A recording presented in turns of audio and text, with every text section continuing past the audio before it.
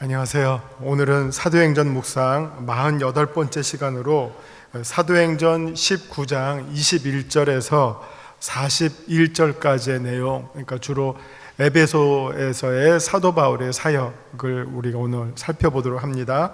자, 사도행전 19장 21절에서 41절까지 말씀 제가 먼저 봉독하겠습니다. 21절입니다. 이 일이 있은 후에 바울이 마케도냐와 아가야를 거쳐 예루살렘에 가기로 작정하여 이르되 내가 거기 갔다가 후에 로마도 보아야 하리라 하고 자기를 돕는 사람 중에서 디모데와 에라스도 두 사람을 마케도냐로 보내고 자기는 아시아에 얼마 동안 더 있으니라. 그때쯤 되어 이 도로 말미암아 적지 않은 소동이 있었으니 즉 데메드리오라고 하는 어떤 은장색이 은으로 아데미의 신상 모형을 만들어 직공들에게 적지 않은 벌이를 하게 하더니 그가 그 직공들과 그러한 영업하는 자들을 모아 이르되 여러분도 알거니와 우리의 풍족한 생활이 이 생업에 있는데 이 바울이 에베소뿐 아니라 거의 전 아시아를 통하여 수많은 사람을 권유하여 말하되 사람의 손으로 만든 것들은 신이 아니라 하니 이는 그대들도 보고 들은 것이라. 우리의 이 영업이 천하여질 위협이 있을 뿐 아니라 큰 여신 아데미의 신전도 무시당하게 되고 온 아시아와 천하가 위하는 그의 위엄도 떨어질까 하노라 하더라. 그들이 이 말을 듣고 분노가 가득하여 외쳐 이르되 크다 에베소 사람의 아데미여 하니 온 시내가 요란하여 바울과 같이 다니는 마케도냐 사람 가이오와 아리스타고를 붙들어 일제의 연극장으로 달려 들어가는지라. 바울이 백성 가운데로 들어가고자 하나 제자들이 말리고 또 아시아 관리 중에 바울의 친구된 어떤 이들이 그에게 통지하여 연극장에 들어가지 말라 권하더라. 사람들이 외쳐 어떤 이는 이런 말을 어떤 이는 저런 말을 하니 모인 무리가 분란하여 태반이나 어찌하여 모였는지 알지 못하더라. 유대인들이 무리 가운데서 알렉산더를 권하여 앞으로 밀어내니 알렉산더가 손짓하며 백성에게 변명하려 하나 그들은 그가 유대인인 줄 알고 다 한 소리로 외쳐 이르되 크다 에베소 사람의 아데미여 하기를 2시간이나 하더니 서기장이 무리를 진정시키고 이르되 에베소 사람들아 에베소시가 큰 아데미와 제우스에게서 내려온 우상의 신전지기가 된 줄을 누가 알지 못하겠느냐. 이 일이 그렇지 않다 할 수 없으니 너희가 가만히 있어서 무엇이든지 경솔히 아니하여야 하리라. 신전의 물건을 도둑질하지도 아니하였고 우리 여신을 비방하지도 아니한 이 사람들을 너희가 붙잡아 왔으니 만일 데메드리오와 그와 함께 있는 직공들이 누구에게 고발할 것이 있으면 재판날도 있고 총독들도 있으니 피차 고소할 것이요 만일 그 외에 무엇을 원하면 정식으로 민회에서 결정할지라.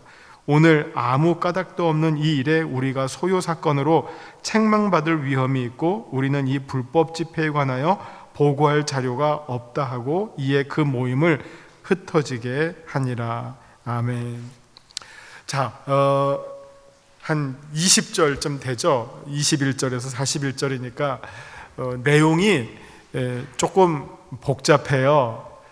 그래서 한 번 읽어서는 그 내용을 잘 이해하기가 어려울 것 같고요. 자꾸 여러 번 읽고 제가 늘 말씀드리지만 여기에 나오는 장면을 한번 머릿속에 실제로 그려가면서 이런 일들이 벌어지겠구나 하면서 그 상황을 그려가시면서 읽으면 이제 이 내용이 전체가 쫙 이제 잡히게 됩니다. 그래서 그 하나하나의 표현들과 여기에 이제 숨겨져 있는 내용들이 사실 알면 알수록 참 재밌고요. 사람 사는 게 2000년 전이나 오늘이나 다 똑같은 것 같아요. 그래서 그들도 이랬구나 하는 것을 보시면 되겠습니다. 제가 한번 전체적인 내용을 한번 소개해드리면 일단은 이제 먼저 뭘 아셔야 되냐면은 에베소라고 하는 그 도시에 대해서 아셔야 돼요. 그 에베소는 소아시아의 관문이에요. 요즘식으로 말하면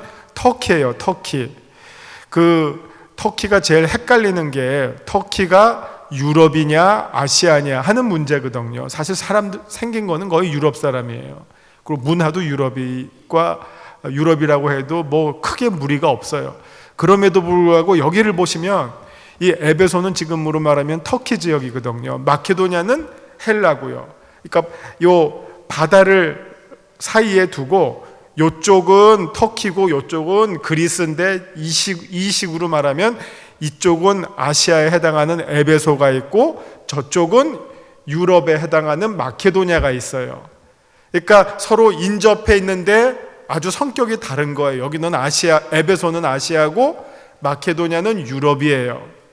아시겠죠? 그러면 이 안에서 이제 갈등이 일어날 때 이게 어떤 식으로 번지느냐 하는 것을 보시면 알 수 있어요. 여기 보면 이 오늘 본문을 읽을 때 서로 이 바울이 그 아데미 신상을 공격하는 것으로 소요가 일어났지만 이 소요가 확대되는 과정 가운데는 여러 민족들끼리의 갈등이 있어요. 유대인이 등장하고요, 에베소 사람이 등장하고요, 그 마케도냐 사람이 등장해요.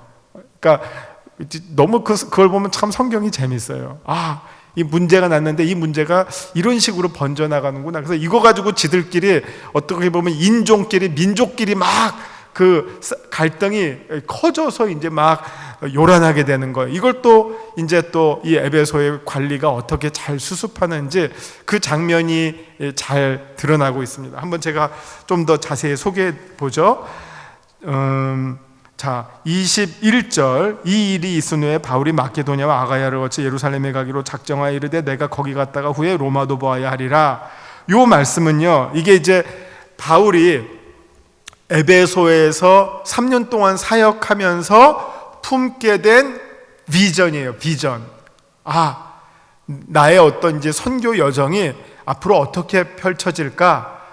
어쨌든 큰 그림으로는 지금 이게 바울은 주로 어디에서 사역하고 있죠? 주로 어떻게 보면 로마 전체 제국으로 말하면 변방에서 움직이고 있는 거예요. 소아시아와 그 다음에 거기에 인접한 마케도냐 그 헬라 땅 여기에서 활동하고 있지 아직 로마 본토로까지는 가지를 못하고 있어요. 근데 이제 바울이 어떻게 선교의 비전을 세우냐면은 예루살렘에 가고 그 다음에는 장차 내가 로마까지 가서 이 복음을 전하겠다라고 하는 이 비전을 어디에서 품게 됐느냐? 에베소에서 3년 동안 이 두란노 학당에서 가르치면서 많은 사람들을 만나면서 지금 나의 사역의 끝 이렇게까지 이어지면 좋겠다라고 하는 계획을 품게 된 게 지금 21절에 나오고요. 그래서 이제 이 목적을 위해서 디모데와 에라스도라고 하는 두 사람을 마케도냐로 보냈어요. 그러니까 지금 아시아에 있지만 유럽의 전초 기지로 보내서 자기 이제 앞으로 보면 이제 선발대를 보내서 그 필드 리서치를 하게 되는 거죠. 앞으로 펼쳐질 어떤 그 현지 상황이 어떻게 되는지 미리 한번 준비해 봐라 하고 보냈어요. 자, 23절. 그렇게 있는데 그 다음에 이제 이 에베소에서 어떤 소동이 일어난 겁니다. 그 소동을 일으킨 사람은 데메드리오라고 하는 어떤 은장색, 은기술자예요. 은으로 이렇게 뭐 장신구라든지 뭐 물건을 만드는 은세공업자가 이 사람이 뭘 먹고 사느냐? 이 에베소의 수호신은 아데미예요.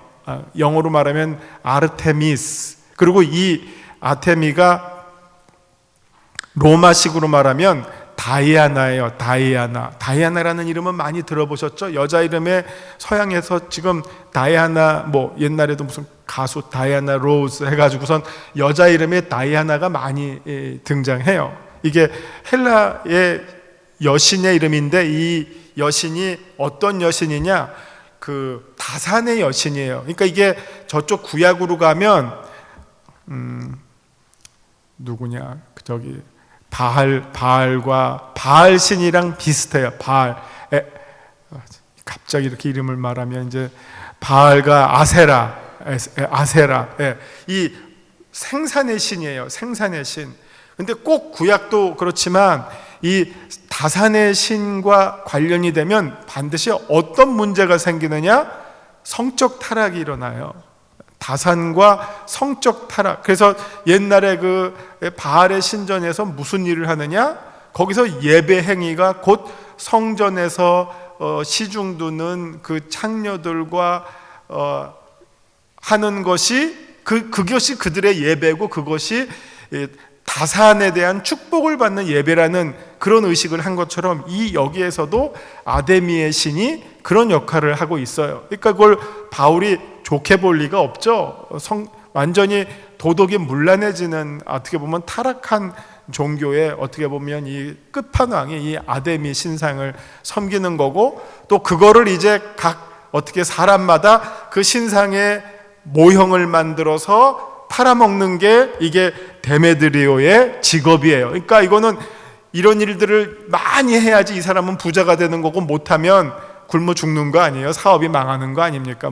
아주 이해가 잘 되시잖아요. 오늘 우리 상황이랑 연결해서 생각해 보면, 그러니까 바울이 그런 어떤 그 타락한 종교 문화를 보면서 이게 26절에 보면 이 신이라고 하는 존재는 사람의 손으로 만든 것에 거기에 머무를 수 없다. 이거는 단지 허상이고 우상일 뿐이다 라고 공격을 해요. 이게 뒤랑 연결해 보면요, 37절을 보면 이 서기장이 하는 말이, 우리 여신을 비방하지도 아니한 이 사람들을 너희가 붙잡아 왔다.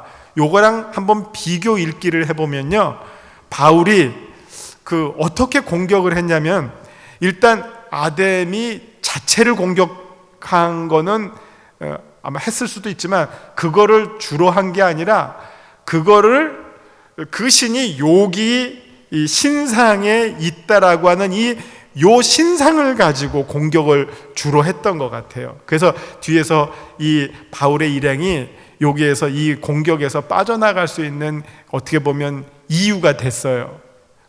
잘 이해하시고 있는 거죠?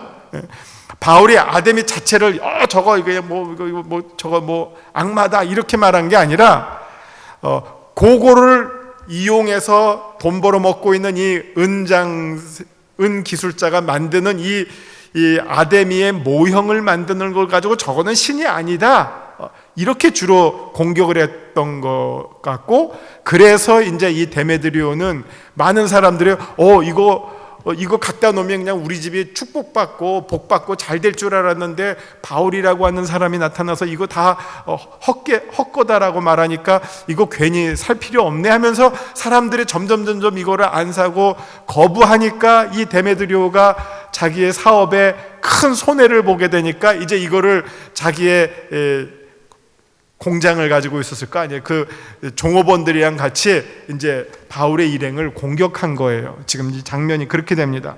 그러면서 공격할 때 누구를 찍어서 공격했느냐? 이게 묘하게도 바울을 먼저 공격한 게 아니라, 여기 보시면 29절에 가이오와 아리스타를 공격해요. 그 사람들을 붙들었어요. 이놈들 때문에 우리가 다 망했다, 이렇게 나온 거예요. 근데 이 사람들이 어디 사람이라고요? 마케도니아 사람이에요. 그러니까 에베소 사람과 마케도니아 사람은 사이가 좋을 리가 없어요. 옆에 있는데 대개 우리나라랑 중국, 우리나라랑 일본 좋을 리가 없잖아요. 늘 뻑하면 침입해오고, 우리가 세면 그쪽을 공격하는 거고, 그쪽이 세면 우리를 공격하니까 이웃 나라는 이게 사이가 좋을 수가 없어요. 예. 그러니까 이게 마케도니아와 에베소도 늘 갈등이 있었는데, 이런 문제가 나니까 에베소 사람들이 마케도니아 사람에게 덮어 씌운 거예요. 쟤네들 때문이다 하면서 가이오와 아리스타고를 붙잡았어요. 그걸 보면 바울이 그 리더로서 어떻게 해야 될까요? 이거 쟤네들은 내 부하고 내가 가야 되는데 막 나서니까 주변 사람들이 지금 바울 선생님 좀 잠깐만, 이게 일단 소나기는 피해야 됩니다 하면서 이렇게 진정시키고 이렇게 만류하는 거 아니에요. 이게 너무 지금 이 그림이 잘 우리 상황이랑 똑같이 돌아가고 있잖아요. 그래서 바울은 당연히 내가 해야지, 내가 나가야지, 이게 얘네들 내 부하니까 말리고 이제 내가 나가야지, 이게 어떻게 보면 지도자의 입장인데, 또 옆에 있는 사람들은 지금 선생님이 나가시면 안 됩니다, 이게 더 위험해지고 더 복잡해지니까 일단 지켜보시죠 하고 이제 말린 거잖아요. 근데 그 가운데 또 유대인들은 뭐냐? 33절 보면 또 유대인들이 등장해요.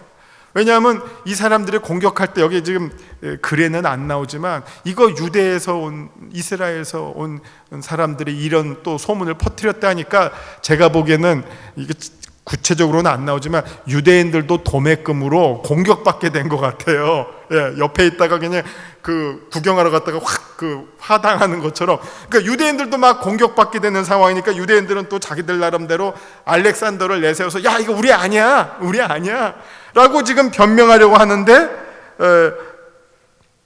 에베소 사람들이 오히려 저것도 유대인 튀어나온다 하면서 자기들이 더 큰 소리로 그거 변명 들을 필요 없다 하고 그냥 뭉개버리면서 오히려 아데미를 찬양을 하는데 2시간이나 찬양했다니까. 이 사람들이 한번 여러분 생각해 보세요.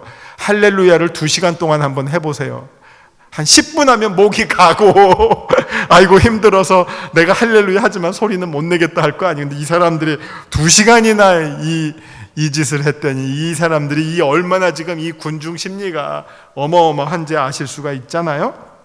그럴 때 서기장이라고 하는 사람이 등장합니다. 그래서 이게 이 에베소라고 하는 곳은 이 아데미와 제우스의 이 아주 본산지다. 이 일이 너무 당연하다. 그러니까 너희가 가만히 있어서 이 일을 잘 지혜롭게 처리하자, 이렇게 진정시키죠.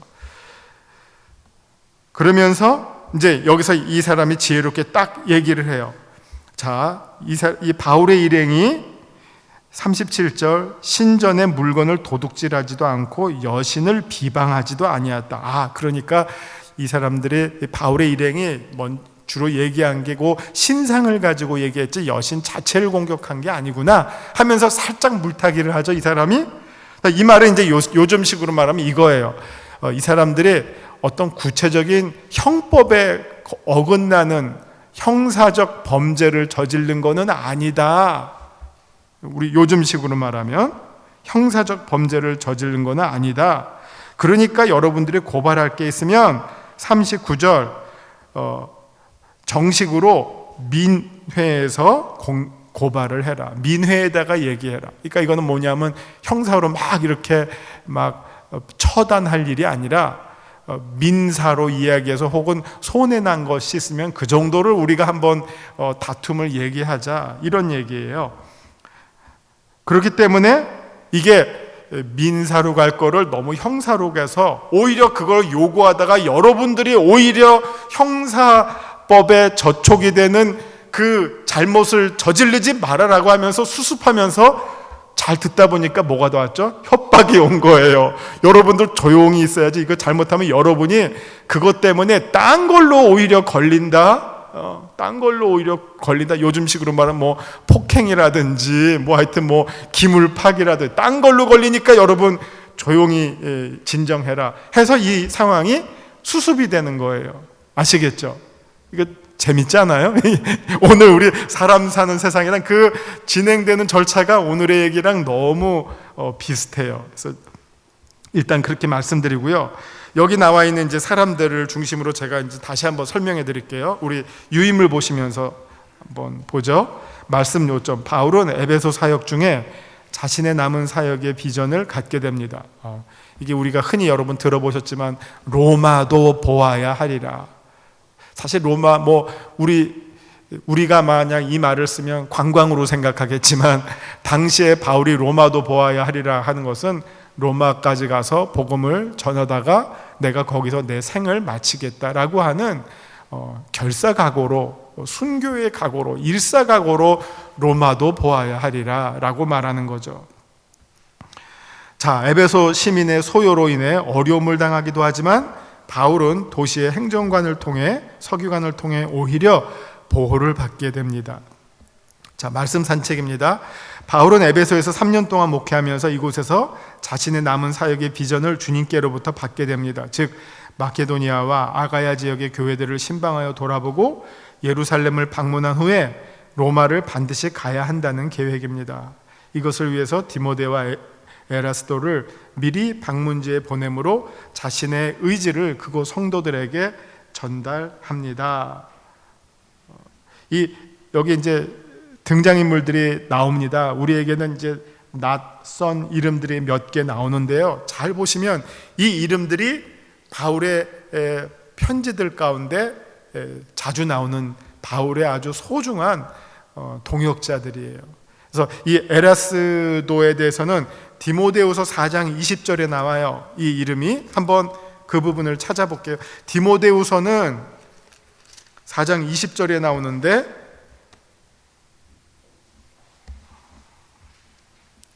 디모데후서는 바울의 제일 마지막 편지라고 해도 과언이 아니에요. 죽기 정말 1년 이내의 상황 속에 쓴 건데 4장 20절에 보면 에라스도는 고린도에 머물러 있고 드로비모는 병들어서 밀레도에 누웠으니 너는 겨울 전에 어서 오라. 이게 지금 바울의 말년 가운데 바울의 그 아주 친밀한 동역자들을 이야기하고 있는데 지금 로마 감옥에 지금 혼자 있는 거거든요. 말년에. 그런데 이제 정말 그때 떠오르는 이름이 에라스도랑 디모데예요. 에라스도, 디모데, 그 다음에 드로비모예요. 마지막에 떠오르는 이름이. 근데 지금 에라스도는 고린도에 있고 드로비모는 병들어서 밀레도에 있으니까 디모데야 네가 나에게 좀 와줬으면 좋겠다. 이게 지금 바울의 이 마지막에 어떻게 보면 정말 죽음을 앞두고 외로울 때 정말 외로울 때 찾는 이름들 가운데 에라스도가 등장하고 있는 것을 보시게 됩니다. 자, 이렇게 됐고요. 그 다음에 한편 에베소 교회는 바울의 복음 선포의 결과로 경제적 불이익과 종교적 불만을 품은 시민들이 큰 소동을 일으키게 됩니다. 이 소동의 주동자는 데메드리오라고 하는 사람입니다. 그는 아데미 여신의 모형을 만들어 파는 사업자로 자신들의 직원들과 다른 사업자들을 선동하여 바울을 문제 삼고자 했습니다. 요즘식으로 말하면 이게 뭐가 되겠어요? 데메드리오가 볼 때는 업무방해가 되는 거죠. 업무방해. 자기의 업무가 방해받은 거예요, 바울에게. 그래서 업무방해로 지금 고발을 한 거예요. 이 일로 복음사역에 동참했던 마케도냐 사람 가이오와 아리스다고가 붙잡혔습니다. 그러니까 마케도냐 사람이 가뜩이나 트집 잡고 싶은데 저놈들한테 이제 덮어 씌우면 되겠다 하고 나오죠. 자, 여기에 이제 또 가이오라고 하는 이름이 등장합니다. 가이오를 우리가 어디서 찾아볼 수 있냐면요, 로마서 16장 23절, 로마서의 끝인사에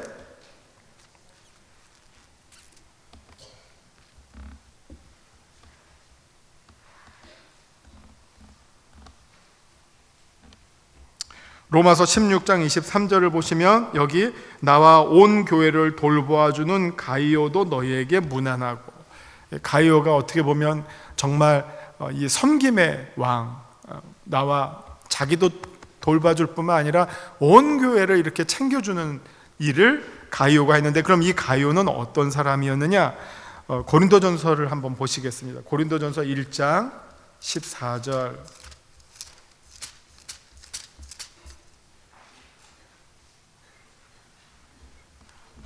고린도전서 1장 14절 찾으셨죠?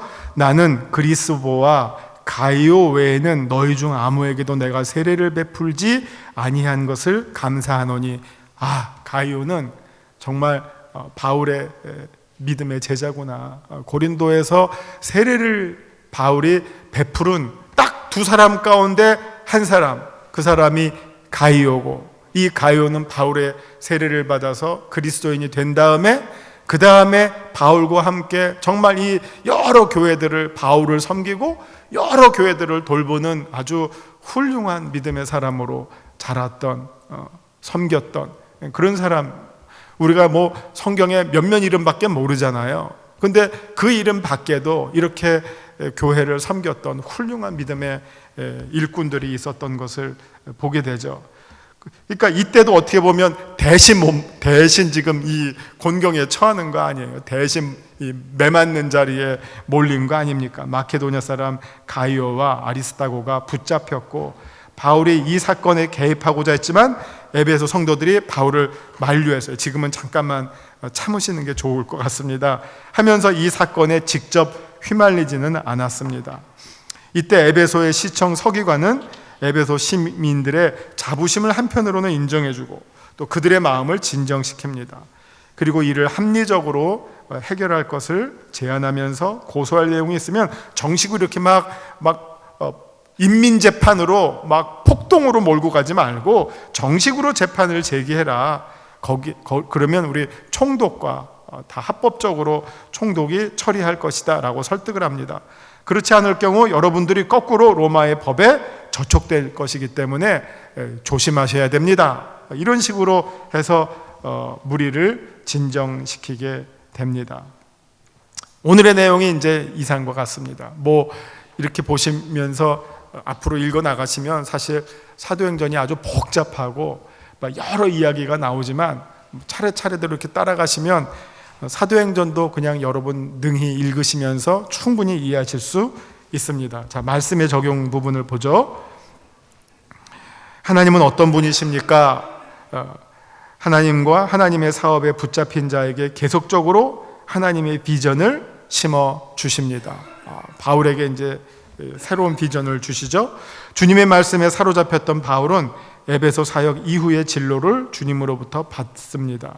내 인생의 계획은 주님께로부터 받은 비전입니까? 하는 질문을 우리가 해봅니다. 내게 주시는 교훈은 무엇입니까? 복음의 진리를 위해 살 때에 이 세상에서 시련과 어려움이 찾아온다는 사실을 잊지 맙시다.